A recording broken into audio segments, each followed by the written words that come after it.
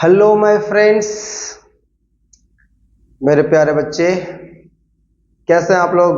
उम्मीद करता हूँ बहुत बढ़िया होंगे और मैं भी बहुत बढ़िया हूँ। पीछे वाले क्वेश्चंस मैंने जो डील कराया था एक्सरसाइज 1.2, कुछ क्वेश्चन छोड़े हुए थे, है ना, उनका आपको कमेंट करना था। वो सारी क्वेश्चन डील करने के बाद क्वेश्चन नंबर 5 आज हम लोग देखेंगे और इसके आगे भी जो क्वेश्चन है उसको बारीकी से देखेंगे। तो चलिए तैयार हो जाइए आप लोग भी। और एक बहुत ही बड़ी खुशखबरी, आज इस आपका चैनल पर पूरे 201 सब्सक्राइबर हो चुके हैं। आप सबों ने बहुत भरोसा जताया हम पे, तो चलिए सेलिब्रेट करते हैं इसकी, है ना, एक अलग खुशी। और बस इस तरह सपोर्ट करते रहिए अपने चैनल को, एक दिन ये भी आपको बहुत सहायता करेगा। प्रत्येक वर्ष, प्रत्येक दिन, प्रत्येक घंटा, प्रत्येक मिनट, प्रत्येक सेकंड आपके साथ रहेंगे। बस साथ मिलकर चलेंगे, एक मंजिल तक पहुंचना है सभी को। चलिए आगे हम देखें क्वेश्चन को। क्वेश्चन नंबर 5 जो है, जांच कीजिए कि क्या किसी प्राकृत संख्या n के लिए संख्या 6n पर समाप्त हो सकती है। चलिए हमको देख के क्वेश्चन क्या कह रहा है कि कोई एक संख्या है, ये 6 है, इसका पावर n है। कुछ भी n की जगह मैं कुछ भी रख सकता हूँ, 1 2 3 4 10 12 20 30 40 एल्स कुछ भी हो सकता है। तो फिर भी क्या इसके पावर के गुणा के साथ करने पर ये जो समाप्त होगी, ये समाप्त जो होगी, क्या जीरो पे समाप्त होगा? जीरो, क्या इसके गुणनखंड में जीरो आएगा? तो मैं बता देना चाहूंगा प्यारे बच्चों कि अगर कोई संख्या का कोई भी पावर हो, अगर वो जीरो पे समाप्त होना है, उसे जीरो पे समाप्त होना है, अगर वो होने वाला हो, तो उसके गुणनखंड में 2 और 5 का गुणनखंड होना आवश्यक है। 5 तो आवश्यक ही है, 5 तो आना ही चाहिए। अगर उसके गुणनखंड में 5 नहीं आता है तो वह संख्या कभी भी जीरो पे समाप्त नहीं होगी। तो चलो इसको देखते हैं हम लोग पहले, ठीक है। देखिए 6n का अगर सॉल्यूशन हम लोग देखेंगे, यहाँ पे 6 to the power n equal to 2 into 3, 2 3 6 होता है, 2 गुना 3 का पावर n रहेगा। अब आप बताइए इसके गुणनखंड में 2 तो है, 5 है क्या? नहीं है। तो यह 6n जो 6 टू द पावर n है, ये कभी भी आगे आने वाली संख्या पर जीरो पे समाप्त नहीं होगी, ठीक है। तो इसको लिखना कैसे है? लिखना है 6 to the power n, 6 to the power n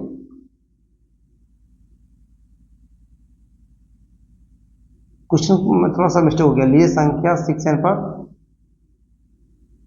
6n शून्य पर समाप्त होगी, शून्य पर समाप्त हो सकती है। तो 6n 6 to the power n zero पर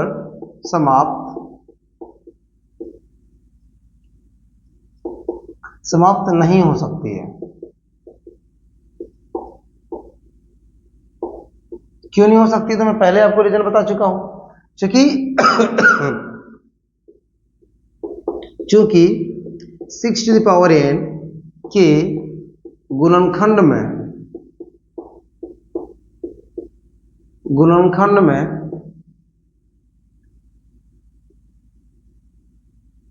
6 टू द पावर n के गुणनखंड 2 इंटू 5 का पावर n के रूप का नहीं है। आप कहोगे सर क्या ये आपने तो एक थ्योरम के आधार पर बता दिया, क्या कोई ऐसा एग्जाम्पल है जिसपे हम लोग और भी तरीके से देख सकते हैं? बहुत सारे एग्जाम्पल है, आप देख सकते हो। जितने भी शून्य पर समाप्त होने वाला संख्या है, ये सॉल्यूशन आपका यहां तक हो चुका है। मैं एक्स्ट्रा आपको मैं समझाने का प्रयास कर रहा हूं। 10 पर 40 100 जितने भी शून्य पर समाप्त होने वाली है, आप इसका गुणनखंड करके या भाज्य गुणनखंड करके निकाल लीजिए। सारे गुणनखंड जो होंगे वो उसमें 2 और 5 अवश्य आया होगा। अब मैं ट्राई करके दिखाता हूँ। 5 का 2 पचे 10, देखो इस रूप में आ गया है ना, 2 और 5 है। 40 का बात करेंगे, 2 गुना 5 गुना 2 गुना 2 दूनी 4, 4 पच्चे 20 और 20 दूनी 40।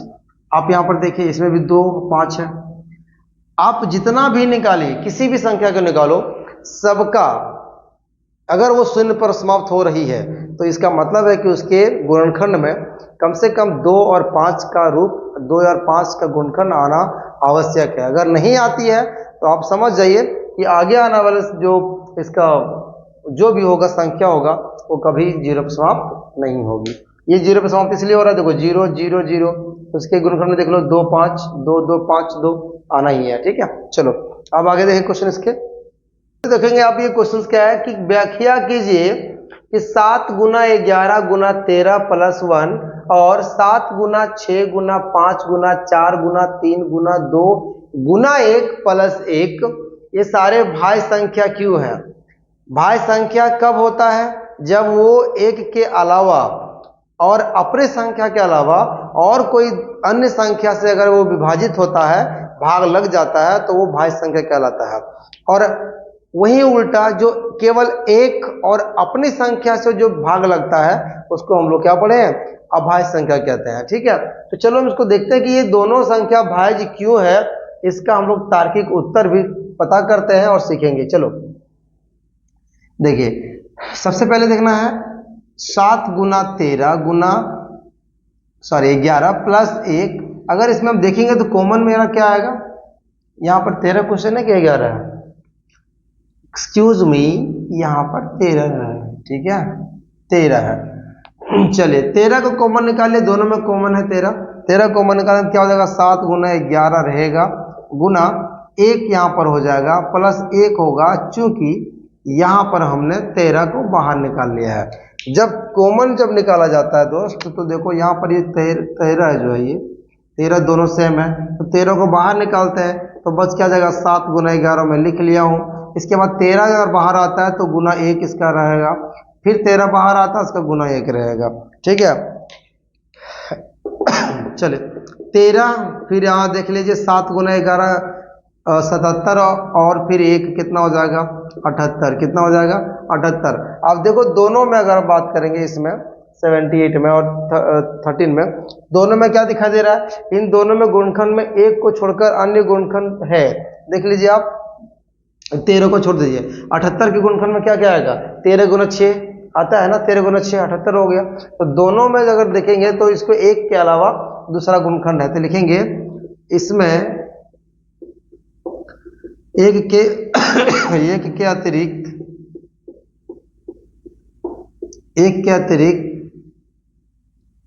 2 और गुणनखंड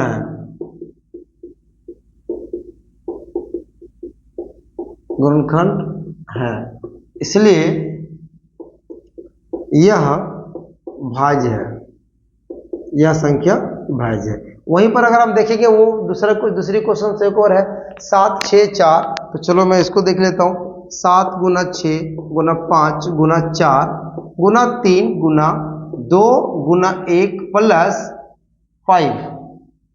क्वेश्चन फिर मैंने गलती लिखा है, शायद मैं चेक कर लेता हूँ।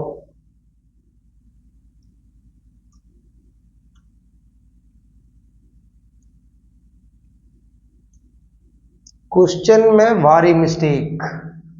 चलो यहाँ 5 तो यहाँ ये जो को ठीक है, यहाँ पर 5 होगा। अब देखो यहाँ पर भी मैंने जिस तरह से 13 ऊपर कॉमन लिया था, यहाँ कॉमन कौन कौन सा आएगा? तो यहाँ पर कॉमन 5 और यहाँ 5 आएगा। ठीक है, तो 5 जो कॉमन है इसको बाहर निकाल लीजिए, तो 5 कॉमन बाहर निकाल लिया। अंदर क्या बच जाएगा?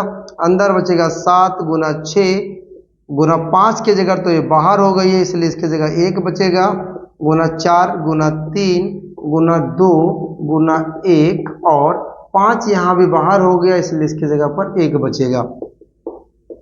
7 गुना 6 13, ये 7 6 42, पूरा गुना करके देख लीजिए कितना आ रहा है? 2 3 6 6 6 24, 24 छक 144 और 144 से 7 गुना करो, 144 से 7 गुना करो 94 2 1000, 1008, 1008 प्लस एक इधर का रहेगा। अब यहाँ देखिए 5 गुना 1009, 5 गुना 1009, ठीक है। यहाँ पर भी देखो, यह भी एक संख्या क्या हो जाएगा, भाज्य हो जाएगा। यह संख्या भाज्य है, क्योंकि एकदम सेम डायलॉग ये वाला होगा, क्योंकि एक के अतिरिक्त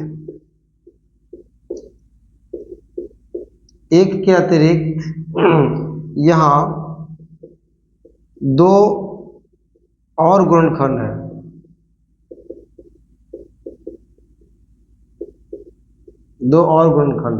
ठीक है। तो ये था बच्चे कंप्लीटली 6 का जो है सॉल्यूशन इस प्रकार है। केवल यहाँ भाज्य संख्या दिखाना था हमें, तो ये भाज्य संख्या का मैंने पहले ही बता दिया कि किस तरह से करना है। भाज्य संख्या कौन होता है, जो एक और अपने संख्या के अलावा और भी जो संख्याएं होती है कट जाती है, उसको हम लोग भाज्य बोलते हैं। और एक और स्वयं खुद की संख्या से जो विभाजित होती है, जो भाग होती है, उसको हम लोग अभाज्य संख्या कहते हैं। ठीक है, चलो ये क्वेश्चन क्लियर हो गया। अब आगे जो क्वेश्चन है आपका यहाँ पर टेक्स्ट बुक में आपका क्वेश्चन है 7वीं क्वेश्चन। तो क्वेश्चन थोड़ा लॉन्ग है, ठीक है, मैं इस क्वेश्चन को लिखूंगा नहीं, बल्कि मैं पढ़ देता हूं और मैं समझा देता हूं, फिर आप इसको अपने टेक्स्ट बुक से लिख लोगे।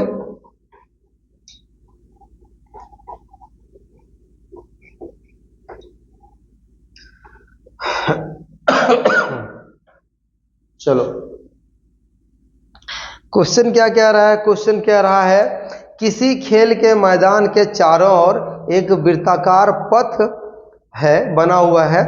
अर्थात ये समझ लीजिए कि 7वां जो क्वेश्चन होगा कह रहा है कि एक खेल का मैदान है और वो वृत्ताकार पथ है। वृत्ताकार पथ का मतलब गोल, ठीक है, गोल है, ये गोल है। अब इस मैदान का एक चक्कर लगाने में सोनिया 18 मिनट लेती है। तो यहाँ पर समझ लीजिए यस फॉर सोनी जो है कितना लेती है, 18 मिनट लेती है इसको पूरा राउंड अप करने में, पूरा घूमने में, ठीक है। और वहीं इसी मैदान का एक चक्कर लगाने के लिए रवि को 12 मिनट का समय लगता है। अब यहाँ पर एक और मान लेते हैं रवि है, जो पूरे 12 मिनट में इस पथ को इसने पूरा चक्कर काटता है, पूरा एक चक्कर पूरा कर लेता है, ठीक है। मान लीजिए कि वे दोनों एक ही स्थान और एक ही समय पर चलना प्रारंभ करके एक ही दिशा में चलते हैं, कितने समय बाद वे पुनः प्रारंभिक स्थान पर मिलेंगे। सपोज हम लोग इसका डिसाइड करते हैं, ये बिंदु मान लेते हैं, ठीक है, इसका जहां से स्टार्ट करना है, जहां से हम लोग को दौड़ लगाना है, ठीक है। चलो सोनिया और क्या नाम था इसका, सोनिया और रवि को एक ही स्थान से दौड़ना है इस वृत्ताकार पथ पे, ठीक है। तो सोनिया और रवि दोनों स्टार्ट करते हैं यहीं से, ठीक है, जबकि रवि को 12 मिनट लगते हैं और सोनिया को 18 मिनट लगते हैं। तो डेफिनेटली तेज रफ्तार से कौन दौड़ रहा है, तो रवि दौड़ रहा है। साइड से बात है, जिसका समय कम लगता हो वो स्पीड ज्यादा दौड़ रहा होगा। तो यहाँ पर रवि जो स्पीड दौड़ रहा है, सोनिया थोड़ी स्लो दौड़ रही है। अब दोनों को संभावना क्या है कि दोनों अगर एक ही समय पर चलना शुरू करे, दौड़ना शुरू करे, और दौड़ते चूंकि ये स्लो दौड़ रही है, ये तेज दौड़ रहा है, फिर भी एक ही समय पर पहुंचने की क्या गारंटी है, कितना समय लग सकता है, ताकि इतने समय के दौड़ते एक जगह आके मिलेंगे, तो वो टाइम क्या होगा, कितना टाइम तक दोनों दौड़ चुका होगा। चलिए, तो इस प्रकार से अगर सवाल आता है दोस्तों, तो बहुत ज्यादा ना दिमाग पे प्रेशर नहीं देना है, सीधा क्या करना है, एलसीएम इसका बिल्कुल निकाल दो। एलसीएम ही एक मेथड है जहां पता कर सकते हैं कि दोनों सेम टाइम सेम बिंदु पर कब पहुंचेगा, कब काम करेगा, ठीक है। तो चलो एलसीएम निकालते हैं हम लोग और इससे छुटकारा पाते हैं। तो मैं पहले ही वीडियो में आपको पढ़ा चुका हूं कि किसी भी दो संख्याओं का अभाज्य गुणनखंड द्वारा एलसीएम कैसे प्राप्त करते हैं, ठीक है। तो 18 का पहले क्या करेंगे, मतलब अभाज्य गुणनखंड करेंगे, 2 9 18, 3 तिया 9। फिर एक और है 12 का, अगर देखेंगे 2 छक 12, 2 तिया 6, ठीक है। इस तरह से हम अगर आप देख पाएंगे तो 18 का आ गया गुणनखंड 2 गुना 3 का पावर 2 और 12 का बात करेंगे तो 2 का पावर 2 गुना 3 का पावर 1 वन टाइम। अब आप देखो दोस्तों, आप लोगों को समझा दिया हूं मैं एलसीएम और एचसीएफ कैसे निकालना है, तो एक बार फिर से रिमाइंड कर लो। अगर एलसीएम निकालना होता है तो हम क्या बताए थे, मिलने वाली जो संख्या होगा, जो मिलने वाली संख्या होगा उसका सबसे बड़ा संख्या, ठीक है। तो यहाँ पर कौन मिल रहा है, यहाँ दोनों मिल रहा है, तो सबसे बड़ी संख्या कौन सा है, बड़ी संख्या है 2 का पावर 2, तो यहाँ पर 2 का पावर 2 लिख देंगे। और इसकी बड़ी मिलने वाली बड़ी संख्या कौन सा है, इसकी बड़ी मिलने वाली संख्या 3 का पावर 2 है, यहाँ पर 3 का पावर 2 लिख देंगे। गुना कर देंगे इसको, 2 का स्क्वायर हो गया 4 और 3 का स्क्वायर हो गया 9, कुल मिलाकर 36, यानी 36 मिनट बाद 36 मिनट बाद दोनों दौड़ते हुए एक जगह पर आकर मिलेगा। आफ्टर 36 मिनट इन दोनों पहुंचेंगे। कैसा रहा क्वेश्चन का उत्तर, समझ में आ रही है? हाँ, अगर आ रही है तो बस ऐसे प्यार बरसाते रहो, है ना, और एक दूसरे को भेजते रहो, कमेंट भी करो, लाइक भी करो, ताकि मुझे मोटिवेशन मिलेगा। क्योंकि बच्चों आप सब जानते हो, एक स्टेज पर नृत्य करने वाले कलाकार, डांस करने वाली नचनियां भी, वो जो ऑडियंस होते हैं ना, जो देखने वाले आप जैसे लोग होते हैं, उनका उनकी उत्तेजना को देखती है, बार बार वो कहती है ताली बजाओ ताली बजाओ, क्योंकि आप लोग की वजह से उनको एनर्जी मिलती है। उसके बगैर अगर ऑडियंस अगर वहां चले जाए तो नचनिया को भी इतना हिम्मत नहीं होगा कि वहां पर डांस करे, ठुमका लगाए, ठीक है। तो आप सब मेरे ऑडियंस हैं, आप सब मुझे एनकरेज करते हैं, आप सब मुझे एनर्जी देते हैं, इसलिए जितना चाहे लाइक करिए, कमेंट करिए और दोस्तों को दबा के शेयर करिए, ताकि वो इस वीडियो से कुछ सीखे, आगे बढ़े, कुछ नॉलेज उनको मिल जाए, अपने सब्जेक्ट में उसको हेल्प हो जाए। क्योंकि बहुत लोगों का कहना है कि मैथमेटिक्स जो है ना बहुत टफ सब्जेक्ट है, और मैं नहीं मानता हूँ कि मैथमेटिक्स बहुत टफ सब्जेक्ट, बहुत इजी सब्जेक्ट है। अगर उसे इजी रूप से पढ़ाया जाए, इजी रूप से, इजी तरीके से उसे पढ़ा समझा जाए तो चलिए आगे क्वेश्चन चलते हैं, साथ में भेजते रहिए, कमेंट करते रहिए, लिखते रहिए, ठीक है। 1.2 की यही हो गई खत्म, है ना। 1.2 में सारे क्वेश्चन आपने सॉल्व कर लिया है, आप सीख चुके हो। तो अब आगे जो बारी आती है वो आती है 1.3 की, और 1.3 में क्या पढ़ना है बच्चों आप लोगों को, तो आप लोगों को पढ़ना है अपरिमेय संख्याओं के बारे में। क्या पढ़ना है, अपरिमेय संख्याओं के बारे में। तो चलो सबसे पहले हम लोग अपरिमेय संख्या के बारे में चर्चा करते हैं, और फिर उसके परिमेय को बात करते हैं, और उस पर हम लोग फिर क्वेश्चंस बनाने का प्रयास करेंगे, ठीक है। मेरे प्यारे बच्चे देखो, जो अपरिमेय संख्या होती है वो जो है अपरिमेय संख्या, जो परिमेय नहीं होते सारे क्या हो जाएंगे, अपरिमेय संख्या हो जाएंगे। तो अपरिमेय संख्या में क्या क्या आ जाएगा, अपरिमेय संख्या में जो है मोस्टली क्या क्या आते हैं, पाई आ जाते हैं। क्या आते हैं, पाई, रूट, अंडर, यानी अर्थात वे सारी संख्या हैं जो इंटीजर्स नहीं है, वे सारी संख्या जिनका दशमलव प्रसार शांत नहीं है, वो सारे संख्या जो है वो अपरिमेय संख्या कहलाते हैं। तो यहाँ पर हम लोग अपरिमेय संख्या के बारे में पढ़ेंगे, बहुत कुछ ज्यादा इसके लिए नहीं है। अपरिमेय संख्या, अब यहाँ सबसे पहला जो क्वेश्चन आपके एग्जाम में हैगा, वो यहाँ से अगर पूछता है 3 नंबर का क्वेश्चन पूछेगा, और 3 नंबर में कौन सा होगा, पूछेगा कि सिद्ध करें √2 एक अपरिमेय संख्या है, सिद्ध करें √3 एक अपरिमेय संख्या है, या सिद्ध करिए √5 एक अपरिमेय संख्या है। ये 3 क्वेश्चन ज्यादातर क्वेश्चन आपके एग्जाम में दिखते हैं, और तीनों में से हम एक जो परिमेय, जो मेन थ्योरम है √2, हम इसे हल करके देखेंगे, सिद्ध करके देखेंगे। फिर आप 3 और 5 आप इसी स्टेप बाय स्टेप, इसी के बेस पर, इसी के आधार पर आप 3 और 5 भी आप सिद्ध कर लेंगे, ठीक है। तो मैं इसको बखूबी बहुत बढ़िया से बता देता हूं आपको, ताकि आप आगे वाला जो 3 और 5 रहेगा, उन दोनों को आप बड़ी मुकम्मल सिद्ध कर सकेंगे, ठीक है। चलिए तो इसके लिए पढ़ना क्या होगा, इसके लिए पढ़ना होगा एक परिमेय जो आपके टेक्स्ट बुक में दिया होगा, थ्योरम इसको बोलते हैं, परिमेय 1.3। ये लेसन नहीं है भाई, ये अभी ये 1.2 तो खत्म हो गया, 1.3 पढ़ने वाले हम लोग, लेकिन उससे पहले परमे पढ़ना है एक 1.3 परमे। अब परमे में क्या पढ़ना है कि ये कहता है कि यदि ये कोई धनात्मक पूर्णांक है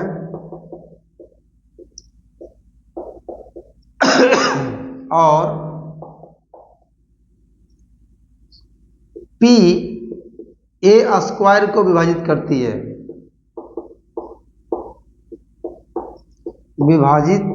है,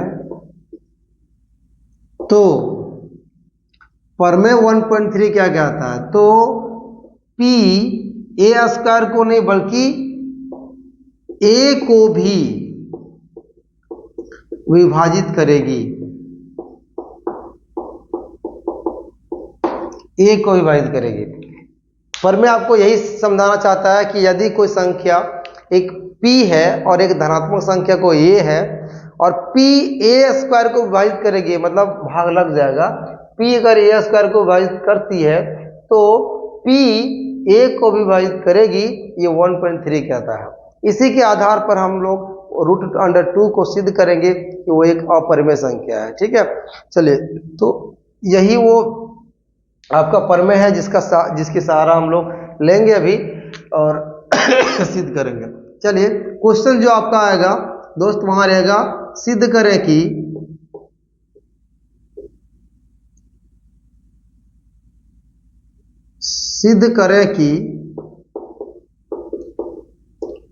√2 एक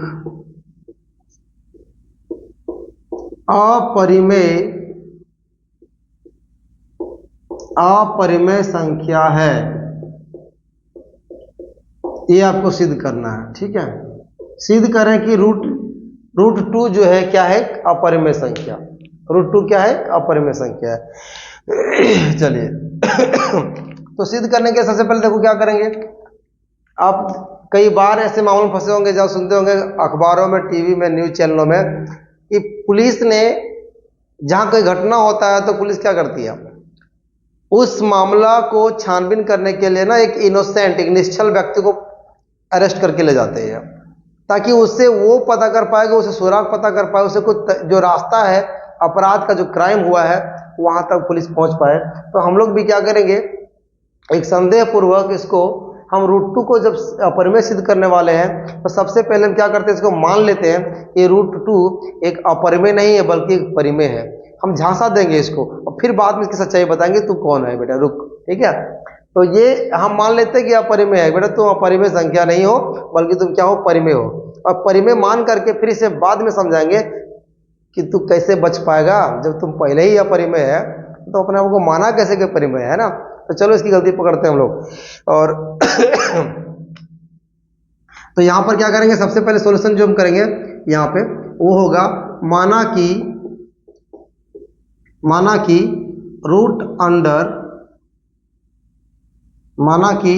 √2 एक परिमेय संख्या है।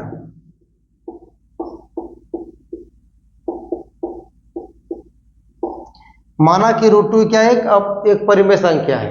ठीक है, और यदि परिमेय संख्या होगी तो हम लोग पहले पढ़ाए हैं इसी वीडियो में, आपको पीछे वाला वीडियो में लेसन #01 में आप जाके देख सकते हो, वहां पर आपको मिल जाएगा वीडियो।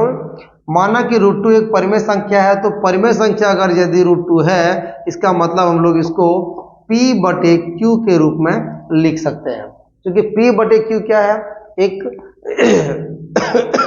परिमेय संख्या है, तो इसको इस रूप में लिख सकते हैं। अब है दूसरा स्टेप, क्या करना है, इसको वर्ग कर दीजिए। वर्ग करने पे, अगर वर्ग करते हैं, वर्ग करने पर वर्ग करेंगे तो क्या हो जाएगा, √2 का स्क्वायर हो जाएगा बराबर p/q का स्क्वायर हो जाएगा। अब अगर हम आगे देखें तो √2 का स्क्वायर क्या हो जाएगा, रूट और स्क्वायर कट जाएगा यानी 2, नहीं तो 2 का स्क्वायर 4, 4 का वर्गमूल कितना होता है, 2 होता है, बराबर p का स्क्वायर बटे q का स्क्वायर होगा। अब q को हम इस साइड गुना करेंगे तो ये 2q स्क्वायर हो जाएगा, उधर हो जाएगा p स्क्वायर। ठीक है, अब यहाँ पर देखिए यही फॉर्म, ये जो है प्रमेय हम लोग को अपनाना है। यहाँ क्या कह रहा था, यदि p a स्क्वायर को विभाजित करती है तो p पुनः a को भी विभाजित करेगी। तो चलो हम लोग यहाँ देखेंगे, यहाँ लिखेंगे 2p स्क्वायर को विभाजित करती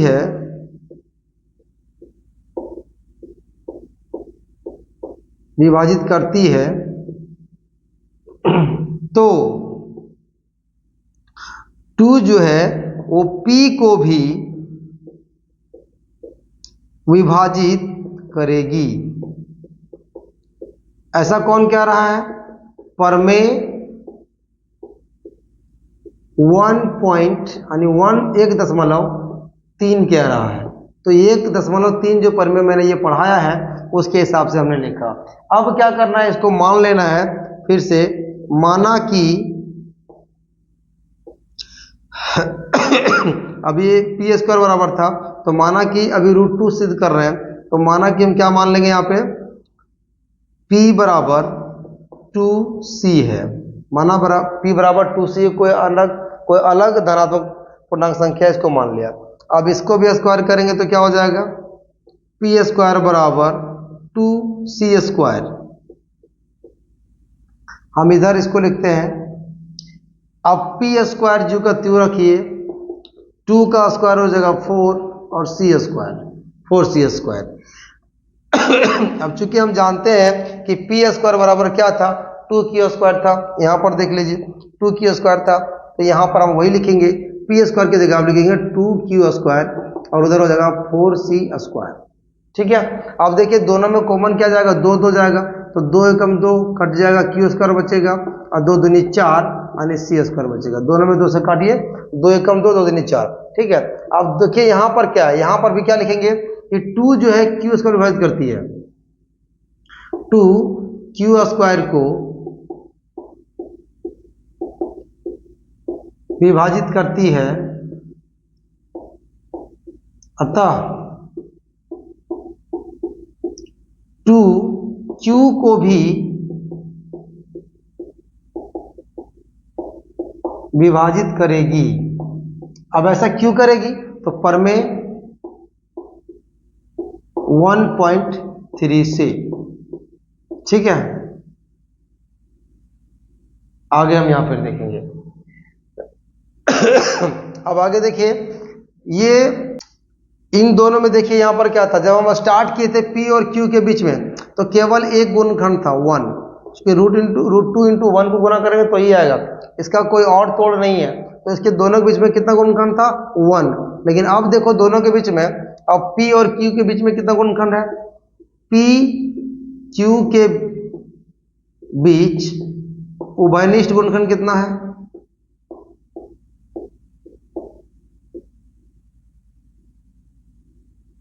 उभयनिष्ठ गुणनखंड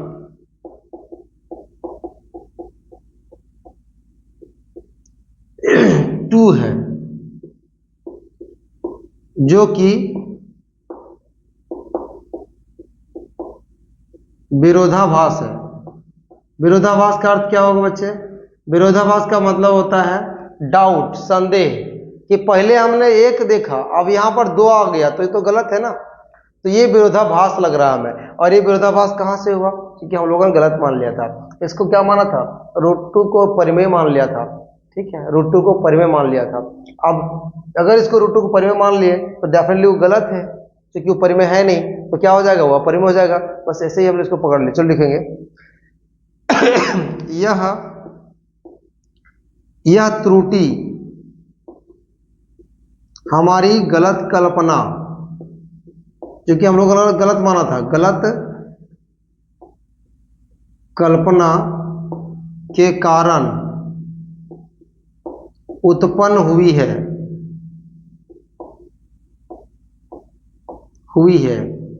अतः अब सच्चाई लिखो, सच्चाई क्या है, वो अपरिमेय संख्या है। अतः √2 एक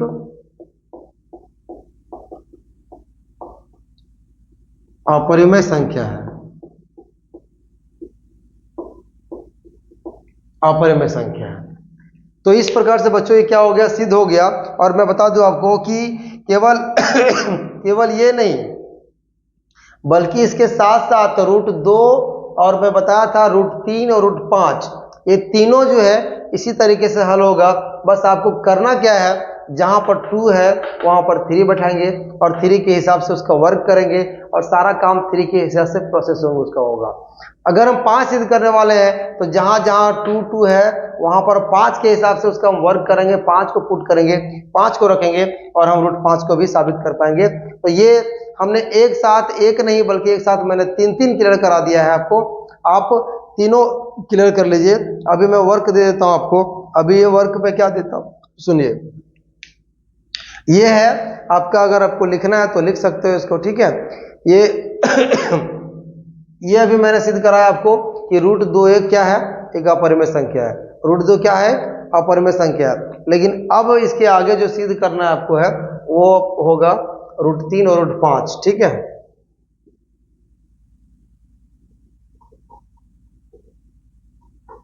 इसका परिमेय भी आप याद रखिएगा ध्यान से, ठीक है, तभी ये समझ में आएगा। परिमेय अगर समझ नहीं पाते हैं तो फिर समझ में नहीं आएगा, ठीक है। चलिए तो आपको वर्क क्या मिलेगा, इसका होमवर्क क्या मिलेगा, ये है कि सिद्ध करना आपको रूट 3 और रूट 5 ये दोनों को सिद्ध करना है कि एक अपरिमेय संख्या है, अपरिमेय संख्या है, सिद्ध करिए, सिद्ध करिए, ठीक है। इसको आपको सिद्ध करके दिखाना है, क्लियर। तो ये जो है इस हिसाब से हमने 1.3 के पहला क्वेश्चन को टच कर लिया है, ठीक है। आपके पहला क्वेश्चन वही है कि आप सिद्ध करिए रूट 5 एक अपरिमेय संख्या है, रूट 5 एक अपरिमेय संख्या है। तो पहला क्वेश्चन आपसे बन जाएगा। आप ये क्वेश्चन आपको मुबारक, आप इसे सॉल्व कर लीजिए, ठीक है। आप इसे बना लीजिए। आप इसको बनाकर मुझे व्हाट्सअप कर सकते हैं। मैं कल बताया था पिछले वीडियो में कि मेरा व्हाट्सअप नंबर है 7654973437। आप जाइए अपने व्हाट्सअप नंबर पर, वहां पर मेरा नंबर सेव करिए और वहां से आप अपना आंसर मुझे आंसर शीट मुझे लिख करके आप व्हाट्सअप करिए। मैं आपको चेक करके बताता हूं कि आपने कहाँ गलती किया, कहाँ सही किया, ठीक है। जुड़े रहिए। और पहले क्वेश्चन आपका क्लियर हो गया। अब आपको क्वेश्चन से और जो है इस टाइप का पूछेगा। जो दूसरा क्वेश्चन आपका 1.3 का वो है, सिद्ध कीजिए कि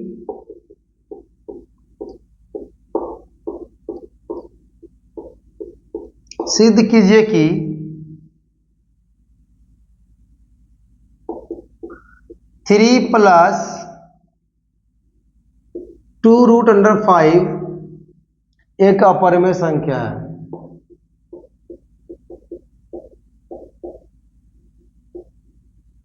एक अपरिमेय संख्या है। चलो देखो मेरे प्यारे बच्चे, पहले एक कहावत होती थी कि चोर के संग रहोगे तो चोरी न कहलाओगे। यहां वही आज लागू करेंगे हम लोग। 3 ये परिमेय संख्या है, 2 भी एक परिमेय संख्या है, लेकिन दाग किसके वजह से लगेगा, रूट 5 की वजह से। क्योंकि अभी मैंने पीछे ही आपको बताया है कि रूट 5 क्या है, एक अपरिमेय संख्या है। आप इसको सिद्ध करोगे घर पर, ठीक है। तो यदि रूट 5 एक अपरिमेय संख्या है तो सारे क्या हो जाएंगे, अपरिमेय संख्या है। लेकिन मैथमेटिशियन मानने के लिए तैयार ही नहीं है। ये कहता नहीं आप सिद्ध करके दिखाओ कैसे है ये अपरिमेय संख्या, है ना। कहने से तो नहीं होगा। आप कह दोगे आप चोर हैं, तो भाई आप तो चोर है नहीं। अगर है भी तो कैसे, जब तक आपको प्रूफ नहीं करेंगे आप मानने के लिए तैयार नहीं होंगे ना। बस ऐसे ही ये भी जिद्दी है। यदि इसको हम प्रूफ नहीं करेंगे तो ये मानने के लिए तैयार होगा नहीं। तो चलिए हम प्रूफ करते हैं, ठीक है। चलिए सॉल्यूशन में हम इसको लेंगे सिद्ध करने में। प्रूफ क्या करेंगे, सबसे पहले देखो ये मैं फिर वही करेंगे। आप यहाँ पर देख सकते हो ये अपरिमेय पूछ रहा है, तो हमको मानना क्या है, हमको मानना है ये परिमेय है। तो परिमेय फिर गलत मानते हैं। माना कि 3 + 2√5 रूट 5 भी क्या हो जाएगी, एक परिमेय संख्या हो जाएगी। अतः रूट 5, इसलिए रूट 5 भी एक परिमेय संख्या होगी। अगर ये परिमेय संख्या होगी, है ना, अगर ये परिमेय संख्या होगी इसका मतलब ये है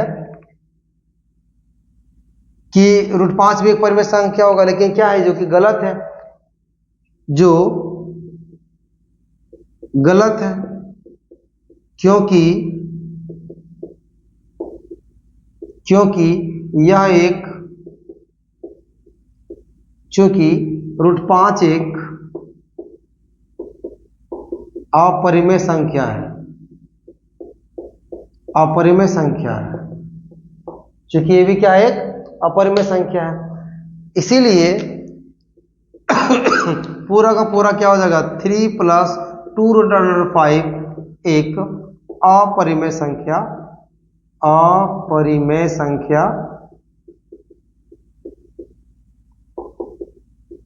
है। ठीक है, तो ये सारा जो अभी मैंने सिद्ध करवाया, इसके ऊपर और भी क्वेश्चंस मैं आपको दूंगा अभी। ठीक है, सेम आपको सिद्ध करना है, ऐसे ही सबको एक साइड कर देना है और जो अपरिमेय संख्या उसको एक साइड कर देना है। पहले इसको लिखना पूर्णांक है, ये परिमेय संख्या होगा, अतः ये भी क्या हो जाएगा, परिमेय संख्या होगा। लेकिन हम जानते हैं कि √5 क्या होता है, एक अपरिमेय संख्या है, इसलिए ये गलती कहाँ से हो चुकी है, हम लोग गलती माने हुए हैं पहले से ही, इसलिए ये पूरा का पूरा जो है इसका खानदान जो है 3 + 2√5 क्या हो जाएगा, अपरिमेय संख्या। चलिए, तो क्वेश्चन अभी जो हमने दूसरा खत्म किया, अब जो तीसरी क्वेश्चन आपका है, और तीसरा क्वेश्चन में जो हम पढ़ेंगे वो भी क्या है, सेम है, सिद्ध कीजिए कि निम्नलिखित संख्याएं अपरिमेय है।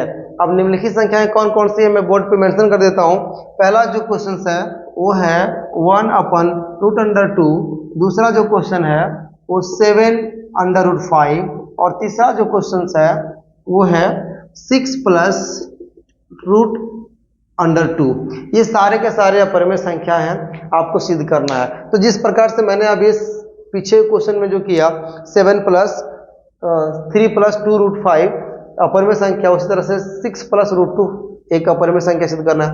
सेम क्वेश्चन है, यहाँ पर भी क्या करना है आपको, देखो मैं तीनों का जो हेल्प चाहिए मैं कर देता हूँ। क्या करना है इसको, ये देखो, यदि पहले मानना है परिमेय संख्या है, अगर ये परिमेय संख्या है तो ये क्या हो जाएगा, 1/√2/p/q है ना। अगर ये हो जाएगा तो आप इसको उलट देना, क्या हो जाएगा, √2/1, मतलब √2 हो जाएगा, केवल 1 का वैल्यू नीचे होता नहीं है, तो क्या हो जाएगा, q/p।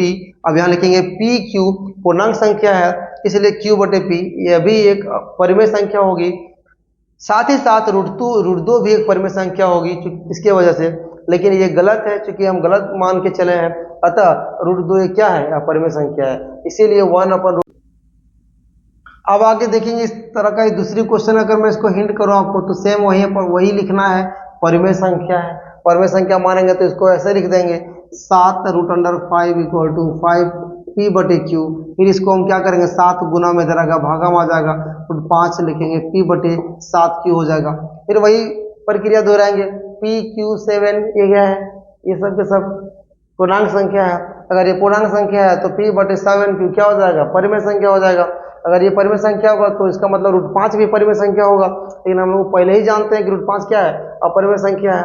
अतः ये गलती कहाँ से हुआ, चूंकि हम लोग पहले ही मान बैठा है कि 7√5 क्या है, परिमेय संख्या है, तो गलत अभिधारणा हमारी थी, इसलिए गलत हो गया। तो लिखना है कि अतः 7√5 जोड़े जो है पूरा एक अपरिमेय संख्या हो जाएगा। सेम ये तो पहले ही क्वेश्चन में बता चुका हूँ, तो क्या करना है, +6 उधर कर देना, -6 हो जाएगा, सेम क्वेश्चन। तो चलो 3 क्वेश्चन आपको और यहाँ पर मैं देता हूँ आपको, एक कमेंट में तो नहीं आएगा, बट आप मुझे व्हाट्सएप कर सकते हैं इसको।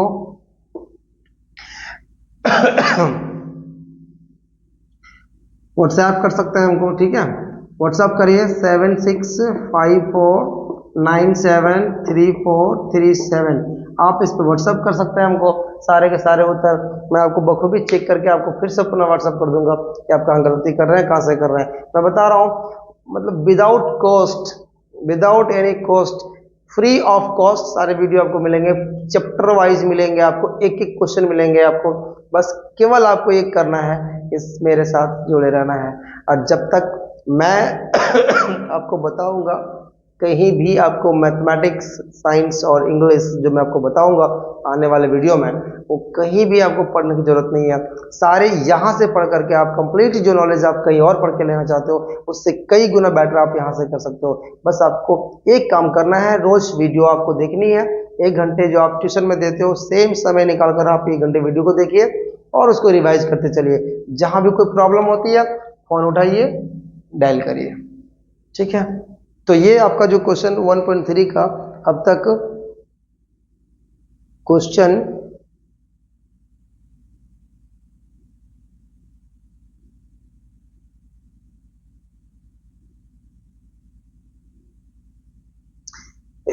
थ्री तक क्वेश्चन कंप्लीट हो चुके हैं।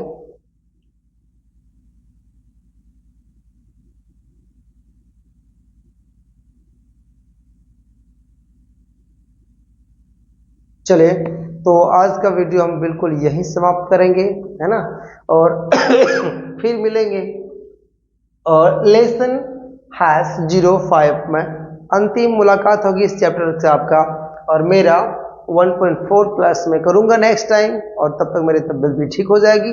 मैं पूरी एनर्जेटिक के साथ आऊँगा, पूरी एनर्जी के साथ आऊँगा, और फिर से मैं आपको पूरी एनर्जेटिक के साथ पढ़ाऊँगा।